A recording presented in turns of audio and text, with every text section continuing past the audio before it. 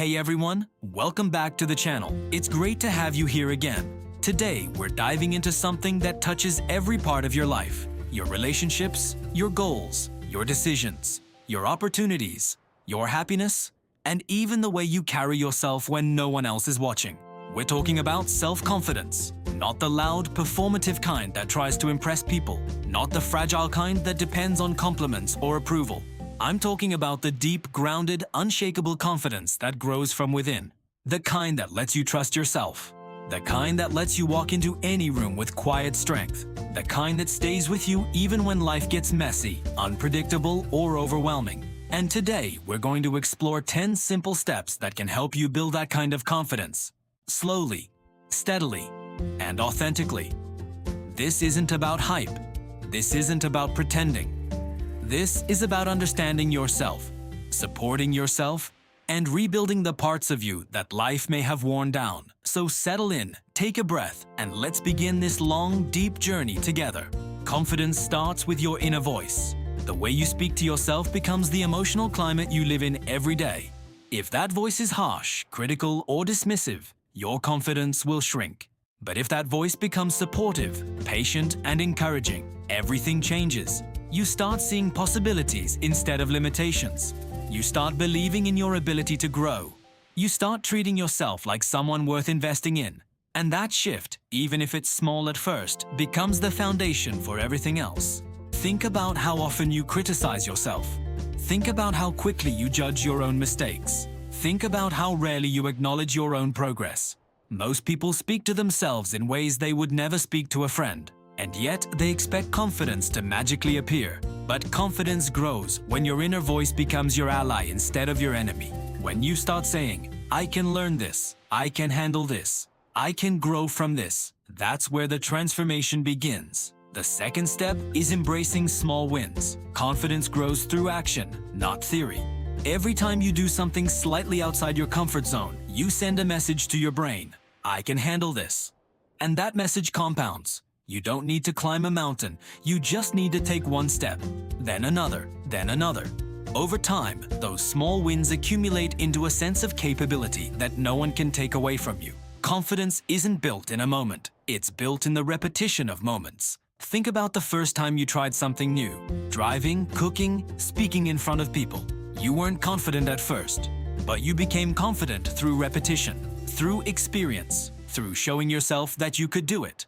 That's how confidence grows, not through perfection, but through persistence. The third step is learning to set boundaries. A lot of people lose confidence because they constantly say yes when they want to say no.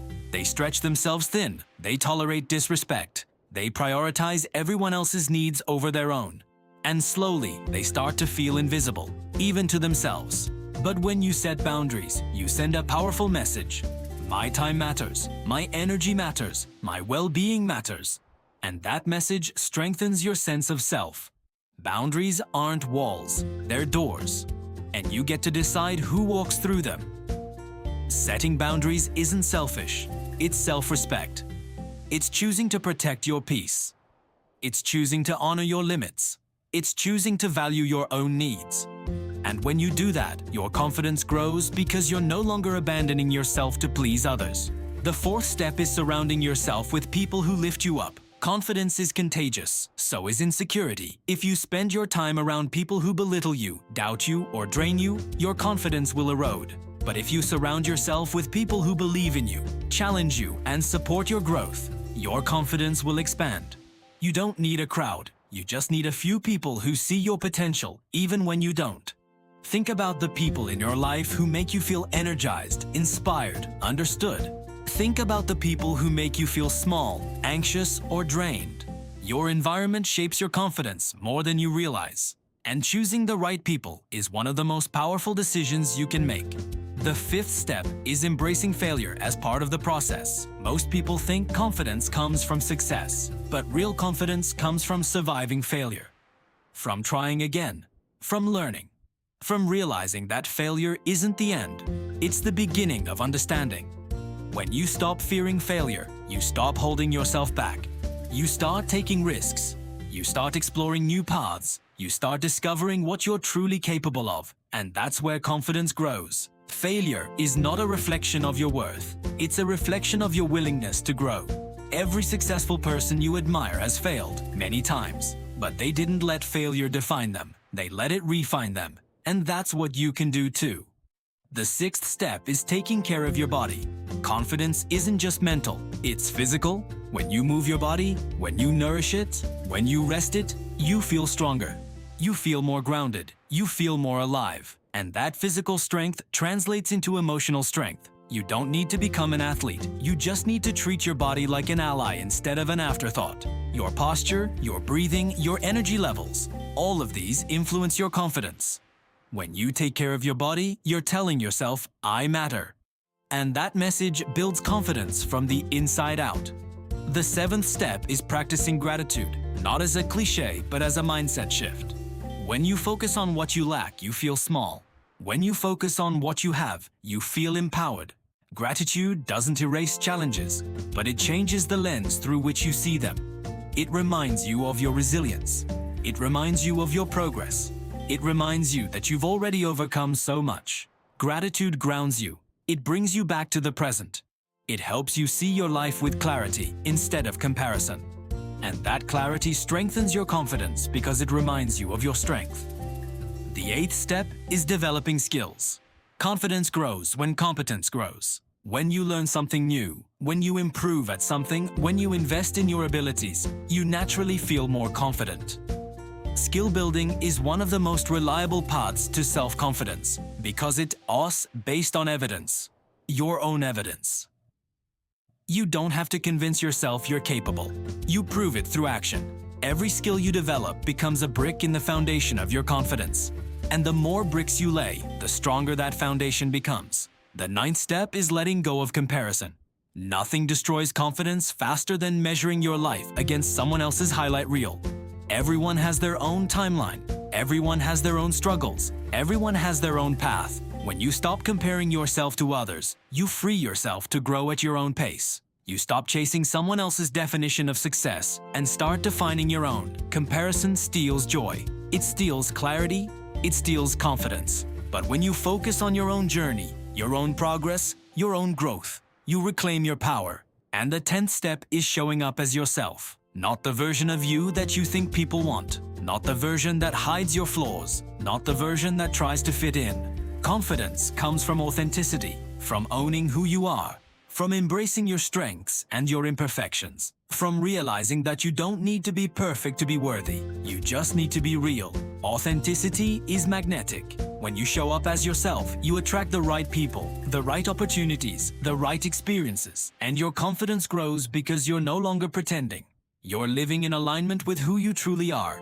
Now let's go deeper. Let's slow down and explore the emotional layers beneath these steps. Because confidence isn't just a set of habits, it's a relationship with yourself. And like any relationship, it requires understanding, patience, and healing. Think about the moments in your life when you felt confident. Maybe it was a moment when someone believed in you. Maybe it was a moment when you surprised yourself. Maybe it was a moment when you overcame something difficult. Those moments weren't accidents. They were glimpses of your true potential. And that potential is still inside you. Confidence also requires forgiveness, especially self-forgiveness. So many people carry shame from past mistakes, past failures, past versions of themselves. They hold on to guilt like it's part of their identity. But confidence can't grow in a mind that's constantly punishing itself. You have to let go.